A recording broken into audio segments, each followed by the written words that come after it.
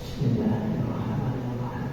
Assalamualaikum warahmatullahi wabarakatuh. Waalaikumsalam warahmatullahi wabarakatuh. Alhamdulillahilladzi hadana wa ma kunna linahtadiya laula an hadana Allah. Asyhadu an la ilaha illallah wa asyhadu anna Muhammadar Rasulullah. Allahumma salli wa sallim wa barik ala sayyidina Muhammadin wa ala alihi wa sahbihi ajma'in. Amma ba'du. Rabbi ishrah li sadri wa yassir li amri wa hlul 'uqdatam min lisani yafqahu qawli. Masyarul muslimin yang dirahmati Allah Subhanahu wa taala. Puja dan puji syukur kita panjatkan kepada Allah atas segala nikmat dan karunia yang dilimpahkan kepada kita.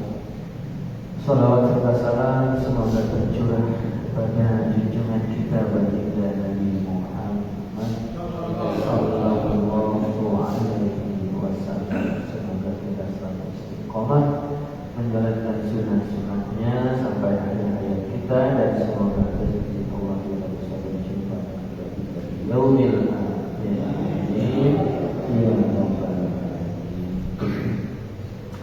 Insyaallah pada kesempatan hari ini kita akan membahas tema yang sedang lagi musimnya, ya. Karena besok adalah hari mu'alaf sedunia. Udah dapat ini ya kan? Kita harus memfirmankan bahwa besok adalah hari mu'alaf sedunia. Baik. Di dalam surat Al-Maidah ayat 72 Allah Subhanahu wa taala berfirman, A'udzu billahi minasyaitonir rajim. Bismillahirrahmanirrahim. Laqad kafara alladziina qalu innallaha huwal masiihu ibnu Maryam. Wa qala al-masiihu ya bani Israila a'budullaha rabbi wa rabbakum. Innahu may yusyrik billahi faqad harramallahu 'alaihi al-jannah wa ma'wahu an-nar wa ma lil-zalimina min ansar. Ini tegas banget ini, ya. Laqad, ini kalimat penegasan yang sangat tegas. Di sini ada dalam taukid, dan qad sendiri juga ini merupakan kalimat qasam, sumpah. Laqad, sungguh, kafarul ladzina, telah kafirlah mereka, qalu, yang mereka berkata, innallaha, sesungguhnya dia Allah, huwal masiihu ibnu Maryam, adalah Isa bin Maryam. Di sini luar biasanya Al-Quran ketika ini untuk menafikan bahwa Isa itu bukan Tuhan, ditegaskan Isa bin Maryam. Isa itu adalah anaknya Maryam. Jadi bukan anak Allah, begitu ya, bukan anak Tuhan. Walaupun dalam perdebatannya ada mereka yang mengatakan, oh, Nabi Isa-nya orang Islam itu beda sosoknya dengan Yesus yang mereka pertuhankan. Kalau beda, Al-Quran tidak akan mengkonter. Justru karena mereka menuhankan sosok yang oleh kita diyakini sebagai Nabi Isa alaihissalam, maka Al-Quran mengkonter, ya. Mereka telah menuhankan Nabi Isa alaihissalam. Wa qala al-Masih, dan berkata Al-Masih tersebut, berarti siapa? Isa, ya. Ya Bani Israil, wahai Israil, wahai anak keturunan Israil. Kalau bicara anak keturunan Israil berarti kan Bani Israil ini adalah keturunannya Nabi Ishak ya. Nabi Ishak Yakub, dari Ishak Yakub. Nah, kemudian Yakub inilah yang memiliki 12 orang 12 orang anak itu. Iya, 12 orang anak. Salah satunya adalah Yusuf ya. Nah, dari Yakub inilah sebagai cikal bakalnya Bani Israil. Makanya Yakub ini juga dipanggil dengan sebutan Israel ya. Wahai Bani Israel, wahai Bani Israel, anak keturunan Israel. Ya Bani Israel, budu, sembahlah Allah. Budullah, sembahlah Allah. Rabbi, Tuhanku. Yang bilang Tuhanku ini siapa?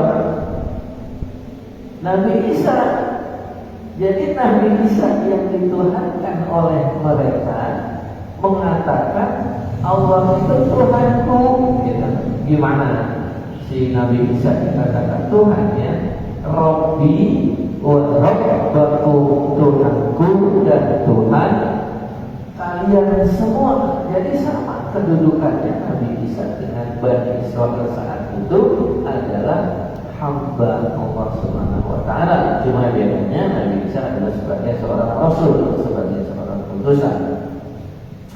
Innahu may yusyrik billah, sesungguhnya dia yang mensekutukan kepada Allah, yang berbuat syirik kepada Allah, berarti ada menuhankan lain selain Allah, atau justru menafikan Allah, dia menuhankan yang lain. Faqad harramallahu alaihi jannah, maka sungguh Allah mengharamkan atasnya surga. Jadi kalau orang ya dalam konteks ini menuhankan selain Allah, maka haram bagi orang tersebut surga. Ini sampai bilang Allah Subhanahu wa ta'ala. Jadi kalau ada alim, ada cendekiawan yang mengatakan semua pemeluk agama itu nanti dapat surga masing-masing. Wah, ini aneh, ini perlu dicek ini ya pemikirannya. Sekarang kita kembalikan dulu ya, secara Allah sebagai rububiyahnya ya, sebagai Rabb semesta alam. Berarti kalau kita dalam konteks Allah secara rububiyah adalah Tuhan semesta alam, berarti tidak ada Tuhan selain Allah. Dan Allah sebagai Rabb ya, sebagai pencipta semesta alam ini mengatakan selain orang yang menuhankan Allah Subhanahu wa ta'ala haram bagi surga, kecuali ada surga lain. Kalau ada surga lain berarti ada Tuhan lain yang punya surga. Ini lucu ini kan. Nah, maka ketika orang cendekiawan tersebut sudah mengatakan hal yang demikian, ini berarti dia telah menyelisihi ya, apa yang dikatakan di dalam Al-Quran, apa yang dikatakan oleh Allah Subhanahu wa ta'ala di dalam Al-Quran. Nah, inilah ya bahayanya apa itu namanya ya moderasi di dalam beragama itu. Sekarang ini kan sedang dilakukan adanya upaya moderasi, sinkretisme ya, pemahaman yang menyatakan bahwa ya kalau bagi mereka sebagai pemeluk agama lain meyakini ya silakan. Mereka sebagai misalkan orang non muslim, mereka meyakini bahwa mereka lah yang akan masuk surga nanti, selain mereka masuk neraka. Ya silakan, itu haknya dia. Ya karena bahkan sebagai pemeluk agama yang taat, yang fanatik harus seperti itu. Justru ini menjadi masalah ketika kita atau ada orang yang beragama Islam bahkan cendekiawan, sekolahnya sampai doktor, profesor dalam bidang agama, mengatakan nanti semuanya dapat surga masing-masing, nggak usah terlalu sok kayak surga Bill lah. Di sini orang yang mengatakan, ya kan? Faqad haramallahu alaihi jannah. Ya, sungguh Allah telah mengharapkan atasnya surga, wa ma'wahun nar, dan tempat mereka yang mensekutukan, tempat mereka yang menjadikan ilah selain Allah adalah neraka. Ya, wa ma'wahun nar, wa ma lil zalimina min ansar. Ya.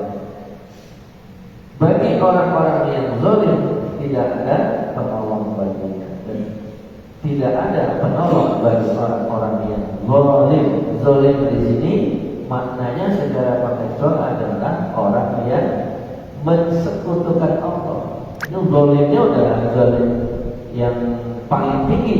Ya. Kalau bicara kezaliman orang yang mensekutukan Allah, ini adalah kezaliman yang paling tinggi, yang tidak akan mendapatkan ampunan dari Allah Subhanahu wa taala kalau sampai akhir hayatnya dia tidak bertobat dari hal yang demikian.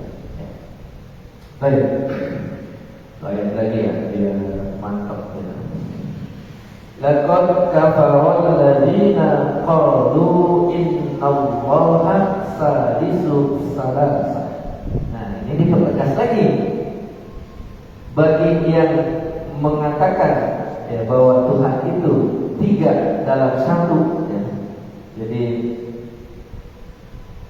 sungguh telah kafirlah mereka yang mengatakan bahwa sesungguhnya Allah salisul salasa, salah satu dari yang tiga. Kan di dalam konsep Trinitas ada Tuhan Bapa, Tuhan Ibu, Tuhan Anak. Jadi kalau ada Tuhan Anak, Tuhan beranak, Tuhannya beranak. Bidanya siapa kalau ada? Dilampau gitu. Padahal ini kan dalam konteks internal kita berbicara, membicarakan masalah keyakinan kita. Ya. Jadi kalau ada orang yang mengatakan Tuhan Allah itu adalah bagian dari yang tiga, ini juga di sini dikatakan telah kafir. Ya. Karena telah menyelisihi statement qul huwallahu ahad. Katakanlah bahwa Allah itu Maha Esa. Wa ma min ilahin illa ilahu wahid. Dan tidaklah ada sesembahan kecuali yaitu Tuhan yang Esa. Ya, intinya tidak ada ilah. Ilah itu maknanya adalah yang berhak disembah. Ya, artinya ilah sesembahan, zat yang berhak disembah. Nah, berarti kalau dalam konsep tauhid ini maksudnya adalah uluhiyah. Ya, Allah sebagai zat yang satu-satunya zat yang disembah. Wa ilam yantahu amma yaquluna la yamassanna allazina kafaru minhum azabun alim. 73 ya. Jika mereka tidak berhenti dari apa yang mereka katakan, pasti orang-orang yang kafir di antara mereka akan ditimpa azab yang pedih. Nah, jadi udah jelas nih, ada garansi. Pokoknya bagi mereka yang pertama mengatakan bahwa Nabi Isa itu adalah Tuhan, ya. Isa bin Maryam dikatakan oleh mereka adalah Tuhan, atau mereka yang mengatakan bahwa Tuhan itu satu dari yang tiga, maka mereka tempatnya adalah di neraka. Wallahu a'lam bishawab. Jadi intinya dalam hal ini saya ingin menegaskan bahwa ketika ada seseorang yang mengatakan bahwa kalau dikatakan setiap agama mengajarkan kebaikan, ya boleh kita terima. Semua agama memang mengajarkan kebaikan, dan semua semua agama itu diyakini baik bagi siapa? Bagi pemeluknya masing-masing. Nah, tetapi dalam kita sebagai umat yang meyakini Islam sebagai kita tidak ada agama yang lebih baik selain Islam. Inna dina indallahil Islam. Kata dalam ayat lain juga dikatakan orang yang mencari jalan yang selain agama Islam itu Allah akan memberikannya yang satu kebenaran. Jadi marilah kita perkuat akidah kita dan jangan kita terbawa terpengaruh oleh upaya-upaya untuk menggeser ya, keimanan kita, karena bahaya kan. Nah, ini belum lagi bicara masalah hukum mengucapkan. Nah, ini memang agak apa istilahnya ya. Ketika kita mengucapkan selamat kepada seseorang atau agama lain di dalam perayaan, ketika di situ mengandung satu pembenaran, kita membenarkan keyakinan mereka, berarti kita telah melakukan ya bisa dikatakan itu merupakan satu kesyirikan, karena kita membenarkan apa yang mereka yakini, yang notabene keyakinan mereka itu bertentangan, yang menyelisihi keyakinan kita, yaitu Allah yang Maha Esa. Ya, tapi itu terlalu panjang, nanti kita bisa diskusikan pada kesempatan yang lain. Astagfirullahaladzim, astagfirullahaladzim. Alhamdulillahirabbil alamin, hamdalillah. Ya Rabbana alhamdulillah ya Rabbul jalali wal ikram wa sultani. Allahumma shalli ala Muhammad Allahumma ighfir lana wa li Muhammad kama ghafarta lana. Allahumma hab lana min azwajina wa dhurriyyatina qurrata a'yun. Allahumma taqabbal minna salatana wa siyamana wa qiyamana wa qudana wa tadallana wa taqassana wa taqassana. Rabbana la tuzigh qulubana ba'da idh hadaytana wa hab lana min ladunka hasanah wa qina hasanah wa qina adzaban nar. Subhanallah wa bihamdika asyhadu an la ilaha illa anta Assalamualaikum warahmatullahi wabarakatuh. Waalaikumsalam warahmatullahi wabarakatuh.